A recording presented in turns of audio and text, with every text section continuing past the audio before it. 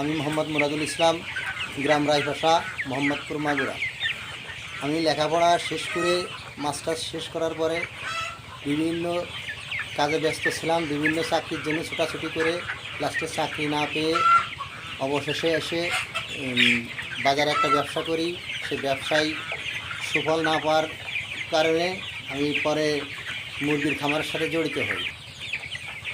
আমি মুরগির খামারটা করোনাকালীন সময় যখন কোভিড শুরু হয় তখন বাজারে দোকান বন্ধ থাকার ফলে আমি এখানে মুরগি পালন শুরু করি।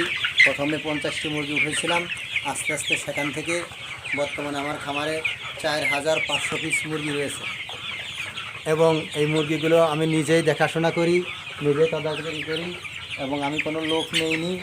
আমার সেটে বর্তমানে 10 দিন, 20 দিন, 30 দিন সব বয়সের মুরগি রয়েছে।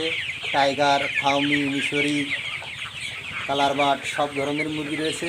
আমি নিয়মিত মুরগিগুলো পরিচর্যা করি এবং মাস শেষে সেল দিয়ে আমার ভালো একটা অ্যামাউন্ট থাকে।